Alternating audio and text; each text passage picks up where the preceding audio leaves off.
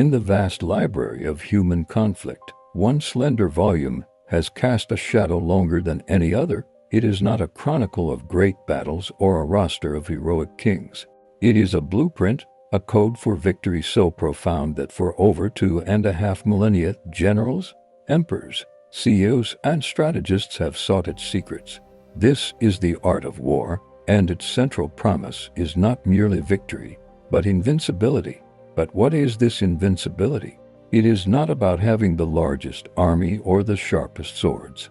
It is a state of being, a strategic enlightenment where the possibility of defeat is engineered out of existence before the first drum is ever beaten.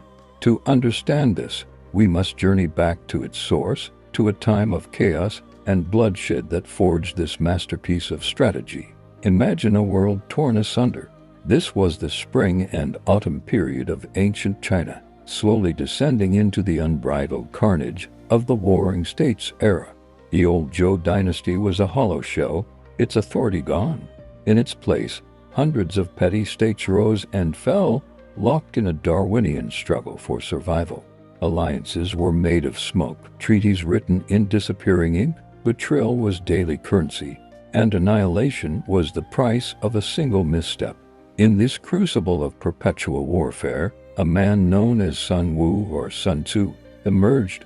He was not a king or a nobleman born to power, but a scholar of conflict, a consultant whose product was survival and whose currency was victory. The legend of his interview with King Hello of Wu perfectly encapsulates his philosophy. The king, skeptical of this theorist, challenged Sun Tzu to prove his methods. He offered his 180 palace concubines as a test army. Sun Tzu divided them into 2 companies, appointing the king's 2 favorite concubines as their commanders. He explained the drills, simple commands of right, left, and about face. He gave the order. The women just giggled. Sun Tzu calmly repeated the order. Again, they giggled.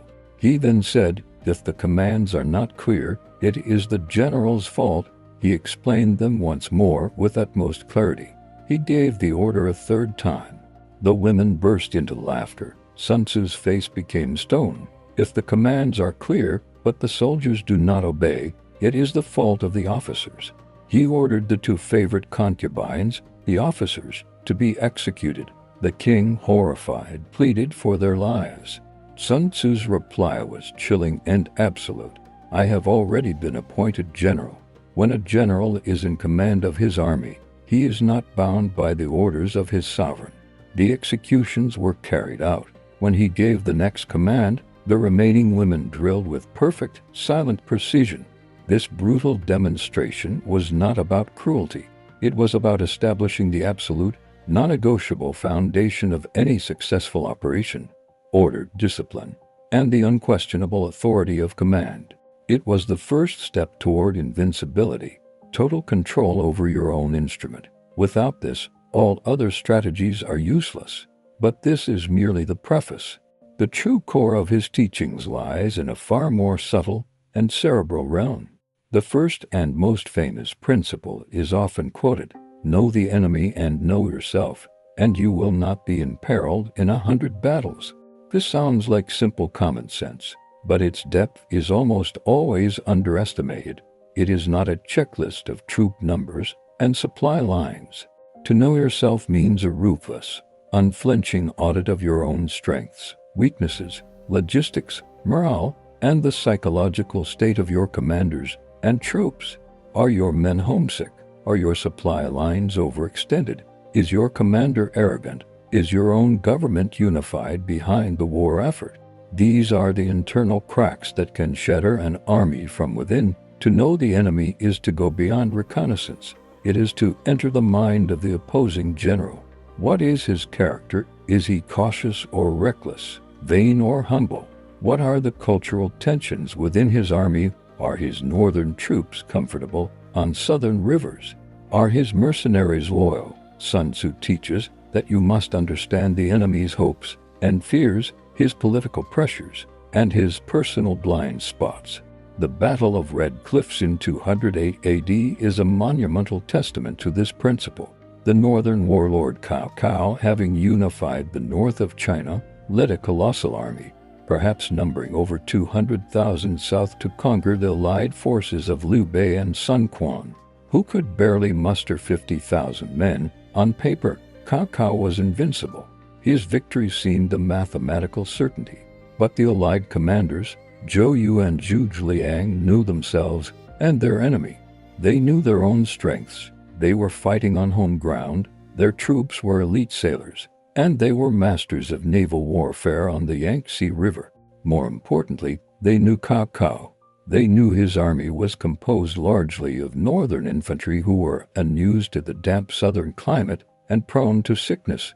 They knew they were terrible sailors, so much so that Cao Cao had to chain his ships together bow to stern to create more stable platforms and reduce seasickness. They knew Cao Cao's character, brilliant, but arrogant and prone to overconfidence after a long string of victories. They knew the weather patterns of the river, predicting the moment a strong southeastern wind would arise. Every piece of this knowledge was a weapon. They used deception, sending a false surrender to get their fire ships close.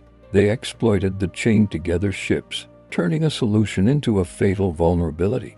And they timed their attack perfectly with the changing wind, which fanned the flames and blew the smoke and fire directly into Cao Cao's fleet and land camps.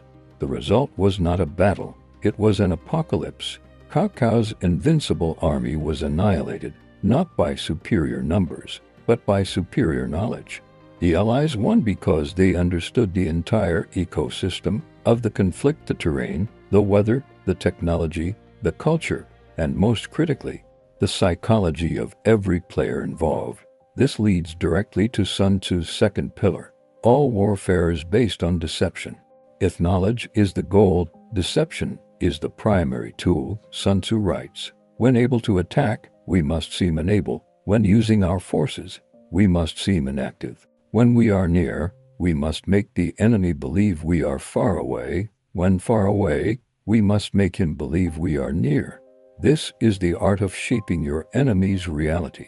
You do not play the game on his board. You create a new board entirely, one where all his perceptions are false and all his reactions are mistakes. Consider the Battle of Meiling in 342 BC, a masterclass in deception by Sun Tzu's alleged descendant, Sun Bin. The state of Wei had invaded the state of Zhao, and the state of Qi sent an army under Sun Bin to help. Instead of attacking the Wei army directly, Sun Bin marched on the Wei capital, Dalian. As he predicted, the Wei general, Pang Wan, his bitter personal rival, abandoned his campaign in Zhao and rushed home to defend the capital. Now the trap was set. Sun Bin began a feigned retreat to convince Pang Wan that the Qi army was disintegrating from desertions and fear. He employed a simple but ingenious trick. On the first day of the retreat, his army lit 100,000 cooking fires. On the second day, they lit only 50,000. On the third, only 30,000. Pang Wan's scouts reported this, and his arrogance swelled. He believed the Qi soldiers were cowards, deserting in droves.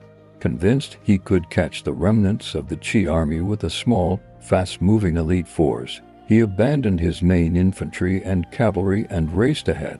He was chasing a ghost. Sun Bin had calculated Pang Wan's route and speed perfectly. He led him into a narrow, forested gorge. There, he had a large tree stripped of its bark and inscribed with the words, "Pang Wan dies under this tree." He then positioned 10,000 of his best archers in ambush on both sides of the pass, with orders to fire at the sight of a torch. As night fell, Pang Wan and his elite force entered the gorge. He saw the inscribed tree and, curious, had a torch brought to read it. The moment the light flared, 10,000 arrows rained down from the darkness. The Wei force was thrown into chaos and utterly destroyed. Realizing he had been outwitted, Pang Wan took his own life. Sun Bin didn't defeat Pang Wan with strength. He defeated him with a story, a carefully crafted narrative of weakness that lured his enemy to his doom. However, even these brilliant tactics are secondary to Sun Tzu's ultimate teaching, the very heart of invincibility. It is a concept that transcends the battlefield entirely. The supreme art of war is to subdue the enemy without fighting. This is the pinnacle of strategic achievement.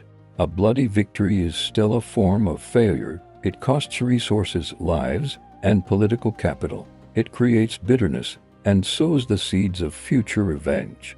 The truly invincible general wins before the war even begins. He makes the fight so strategically, economically, and psychologically untenable for the enemy that they either surrender, acquiesce, or collapse from within. This is not a single action, but a grand strategy. It is achieved through diplomacy, breaking the enemy's alliances so he stands alone. It is achieved through espionage and subversion, using spies to spread false rumors, corrupt officials, and create internal strife within the enemy's court. It is achieved through economic warfare, disrupting their trade and agriculture. It is a slow, patient process of strangulation. By the time you might consider mobilizing your army, the enemy is already a hollowed-out shell, politically isolated, economically bankrupt, and morally broken. The final military push, if it is needed at all, is merely a formality, a coup de grace to a foe who was defeated months or years earlier. The rise of the state of Qin, which would eventually unify China and create the First Empire, is the ultimate historical example of this principle in action. For over a century, Qin did not rely solely on its famously disciplined army. Its real weapon was a relentless, multi-generational campaign of winning without fighting. Qin strategists like Fan Sui and Lu Buwei perfected the art of horizontal and vertical alliances, constantly playing other states against each other, ensuring no powerful anti-Qin coalition could ever form and hold. They sent waves of agents with chests of gold to bribe influential ministers in rival states, convincing them to argue for policies that were disastrous for their own kingdoms but beneficial to Qin. They encouraged agricultural and legal reforms at home that made their state more prosperous and stable than any of their rivals. When they did go to war, it was almost always against an enemy that was already isolated, internally divided, and economically weaker. Their final conquest was not a miracle of military genius in a single generation, but the inevitable conclusion of 100 years of patient, unseen strategic work. They had made themselves invincible by making their victory a foregone conclusion. To execute these grand strategies, Sun Tzu delves into the mechanics of force and momentum. He speaks of Shiyu, which can be translated as strategic advantage, potential energy, or momentum. He compares it to logs and stones. On level ground, they are inert, but on a steep mountain, they possess immense potential energy. A gentle push can send them thundering down with unstoppable force. The wise general does not create force through brute effort. He positions his army where the natural momentum of the situation is on his side. He creates a downhill battle. This is where the concepts of ***, emptiness or weakness, and Shi, fullness or strength, come into play. The art is to avoid the enemy's strength and strike his weakness. An army may be likened to water, Sun Tzu writes, for just as flowing water avoids the heights and hastens to the lowlands, so an army avoids strength and strikes weakness. If the enemy is strong in the north, you create a diversion there, making him reinforce his strength, while your real attack strikes his now empty and vulnerable south. The legendary General Han Xin, serving Liu Bang, the founder of the Han Dynasty, was a master of this. In the Battle of Jingxing, he faced a vastly superior army from the state of Zhao. His own men were a newly recruited, unreliable rabble. He did something that seemed like tactical suicide. He positioned his main force with their backs to a river, violating a cardinal rule of military encampment which states you must always have a retreat route. The Zhao commander laughed at this amateurish move, but Han Xin knew exactly what he was doing. He had created what Sun Tzu calls a death ground. With the river at their backs, his soldiers had no option of retreat. Their only choices were to fight and win, or to die. This desperation forged them into a ferocious fighting force. Meanwhile, Han Xin had sent a small, A elite detachment on a hidden path to circle around and capture the now likely defended Zhao camp while their main army was engaged. When the Zhao army, unable to break Han Xin's desperate soldiers, tried to retreat to their camp, they found it flying Han Xin's banners. Thrown into a panic, caught between Han Xin's army and the force in their own camp, the Zhao army completely disintegrated. Han Xin had turned his own weakness, unreliable troops, into a source of strength, desperate courage by manipulating the terrain and psychology. He attacked the enemy's their empty camp, and their overconfident mindset. Perhaps no single story better synthesizes these core tactics: deception, knowledge of the enemy, and psychological manipulation than Zhu Zhiang's famous empty fort strategy. Retreating from a lost battle with only a handful of soldiers, Zhu Zhiang found himself in a small, walled town when he learned that the massive army of his rival, Sima Yi, was in hot pursuit. There was no time to escape and no way to fight. Annihilation was certain. Instead of panicking, Zhu Zhiang ordered all the gates of the town thrown wide open. He had a few old soldiers, disguised as civilians, calmly sweep the streets just inside the gates. He himself went to the most visible spot on the city wall, sat down, and began to calmly play his zither, an attendant by his side with a burning stick of incense. When Sima Yi arrived with his army and saw this bizarre scene, he halted. He knew Zhu Zhiang's reputation as a brilliant and meticulous strategist who never took unnecessary risks. The open gates, the calm street sweepers, the serene music, it was all too perfect, too blatant. It had to be an ambush. He reasoned that Zhu Zhiang must have a large force hidden inside the town, waiting to lure him in and trap him. Sima Yi, a deeply cautious man, would not fall for such an obvious trap. He ordered his entire army to retreat. Zhu Zhiang had won, using nothing but an empty city, a musical instrument, and his profound understanding of his enemy's mind. He knew Sima Yi's cautious nature and used it as a weapon against him. He presented an image of absolute emptiness so extreme that his opponent perceived it as a hidden strength. This is the essence of the art of war. It is a paradigm shift in the understanding of conflict. It teaches that the physical struggle on the battlefield is the crudest and least desirable form of engagement. The real war is fought in the minds of commanders, in the halls of diplomacy, in the morale of the populace, and on the balance sheets of the state treasury.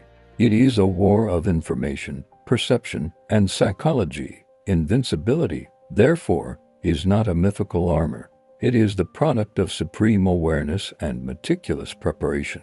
It is knowing yourself so completely that you cannot be surprised. It is knowing your enemy so intimately that you can predict his every move. It is mastering the art of deception so that you control what the enemy sees and believes.